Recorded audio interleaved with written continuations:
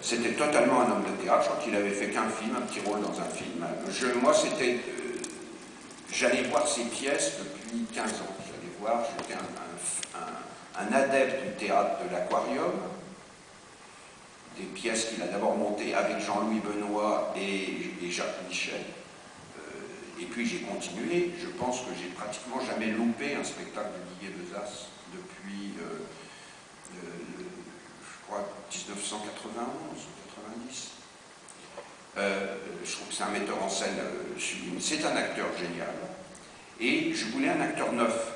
Je voulais un acteur qui n'ait jamais fait de rôle de flic, pour que je puisse le tourner caméra cachée dans la rue, sans que personne se retourne. Si j'avais eu ce que les télévisions suggéraient, Richard Berry, des choses comme ça, je ne pouvais pas tourner en caméra cachée.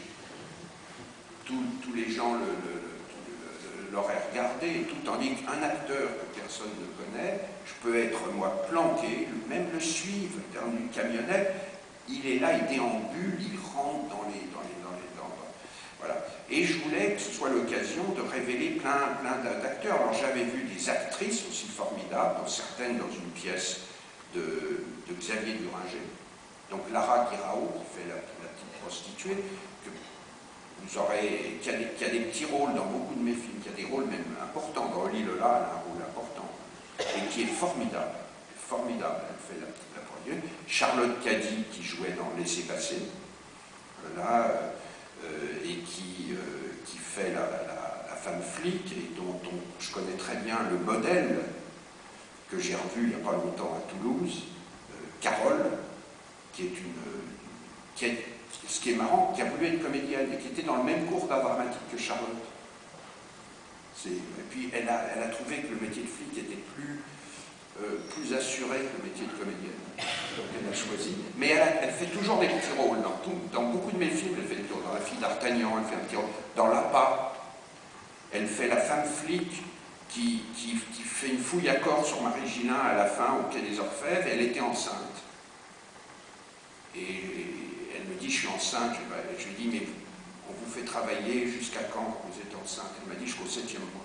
Je dis, écoutez, c'est le 5e mois seulement, tu vas faire la scène. Et j'ai appelé Colo et je lui dis, mais il faut qu'on écrive une nouvelle scène, qui est une fouille à corps de Nathalie, donc de Marie Gillin, qui est obligée de se déshabiller, devant une femme enceinte. C'est tout d'un coup quelque chose de formidable. Elle lui dit, c'est quoi? C'est un garçon, c'est une fille, et tout. Et tout d'un coup, cette fille, qui est en train de gâcher sa vie, et qui se déshabille, et qui est face à cette femme, et tout. Voilà, c'est une scène, voilà, c'est une prototype de scène à rajouter 2 jours ou 3 jours avant le tournage, qui tout d'un coup va donner quelque chose. Bon, donc, Carole, elle fait une pute dans L627 qui lit Picsou Magazine. À un moment, c'était un truc, sous les périphes, il y en avait qui lisaient Picsou Magazine. Je dois dire que d'ailleurs le tournage du film a été très très dur physiquement. Tourner dans des lieux comme les périphes, justement, les endroits où il y a toutes les prostituées pour les camionneurs, oh la vache, c'est un décor dingue.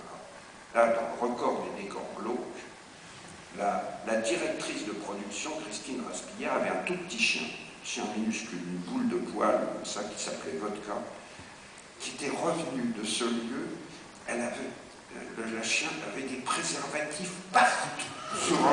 Elle était pratiquement transformée en une sorte de préservatif ambulant. Les préservatifs étaient collés aux pattes, aux poils. C'était une horreur, mais une horreur ce tournage. Dans les squats, ça a été une horreur.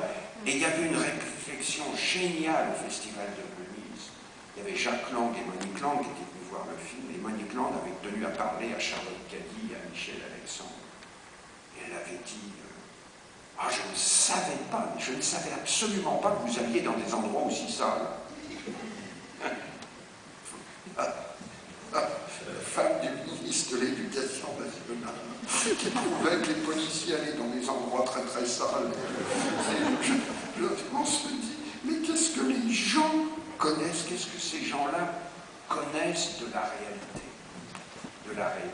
Voilà, c'est tout ce tournage. Mais ces actrices sont formidables. Didier, il y a Philippe Torreton. Philippe Torreton, il y a plein d'acteurs sublimes. Jean-Roger Milot. Jean-Roger Milot qui fait le Manuel, là, celui qui est costaud, qui est là,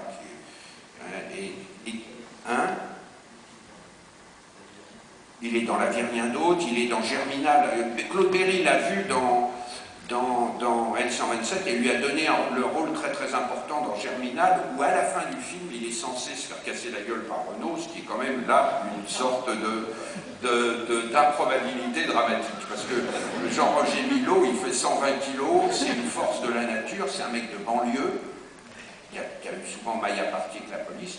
Et là, il m'est arrivé un truc formidable. On terminera sa rigole, mais c'est quand même... Je devais tourner une séquence d'interrogatoire. Et la première personne qui interrogeait le dealer, Mouloud, c'était Jean-Roger. Et Jean-Roger, il commence, il dit son texte, et paf, il fout une mandale au mec, il le réclame. Et Didier Bezas arrive et il dit, mais alors moi j'ai plus rien à faire si le mec est par terre, c'est lui qui est censé avoir la crise. Et je prends Milot à part, je lui dis, Jean-Roger, tu te plains amèrement que quand on te donne des rôles au cinéma, on te donne rôle que de tueur, que de brute épaisse. Là, je t'ai écrit un rôle de comédie d'un flic qui est un peu tir au flanc, qui est un peu paresseux, qui n'est pas particulièrement actif, il ne doit pas être extraordinairement violent, puisque je veux casser ton image. Il avait joué dans 2-3 films polars, que des brutes épaisses. Dans Rue Barbare, il jouait. Il avait été évincé après le film parce qu'il s'était fait casser la gueule dans une bataille en banlieue, il avait été remplacé par Donadieu. Mais donc il jouait que des rôles très très violents. Mais il me dit, mais moi, tu comprends, je déteste les dealers. Je dis, oui, je déteste les dealers, oui, mais en même temps, là, ton personnage, là, Manuel, comme ça. Il me dit, oui, mais alors, tu comprends, de quoi je vais avoir l'air avec mes copains? Je peux pas... Alors, on a commencé à marcher dans la cour pour essayer de faire une explication sur la différence entre la vie et un personnage de fiction. C'est fait une sorte de cour, là, comme ça. Et alors, il me disait, oui, mais il faut bien qu'un truc, que j'ai un moment de violence sur lui, puisque je déteste les dealers. Et mes potes, ils vont me dire, mais alors, qu'est-ce que... Alors après, on négociait.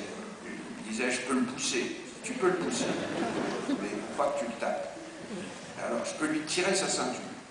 Oui, oui, tu peux lui retirer sa ceinture. Alors, il me retire, mais d'un coup. L'autre, il a été brûlé. Bon, ça a été ça. Et là, tout à coup, dans un film, la frontière entre la réalité et le cinéma est complètement abolie. Vous avez un type qui est d'ailleurs formidable, Jean-Roger, c'est un type qui écrit des poèmes. C'est un homme qui a sauvé mon fils de la drogue. C'est un type vraiment pour qui j'ai une estime, une admiration, et qui est là à ne pas vouloir jouer un personnage de fiction qu'on a écrit pour l'aider. Et on a gagné à la fin.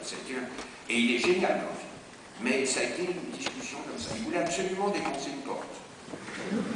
Oui. Ah, il voulait. Il dit, moi je veux défoncer une porte. Et alors il me disait, mais Jean-Roger, il y a un bébé sur le lit. Il y a un bébé. Et un vrai bébé. Il me dit, Bertrand, tu sais ce que je pense des enfants, je ne le toucherai pas. Et il s'y prise. Il défonce la porte, il se pète la gueule dans la bouteille de but à gaz, il va se fracasser le crâne contre le mur, et il n'a jamais touché le bébé. Il n'a jamais effleuré le bébé. Mais à un moment, Chocard lui disait, mais Jean-Roger, c'est pas la peine que tu te fracasses le crâne contre le mur, parce que quand tu le fais, tu es hors champ. Parce que moi, je te suis, et je suis obligé d'aller recadrer les autres qui rentrent après. Donc tu peux t'économiser le dernier mouvement. Mais à chaque fois, il se fracassait le crâne contre le mur, dans les 6 prises. Voilà. Voilà. Lui, hein, ah, ça, c'est le réalisme, et voilà, ça a été...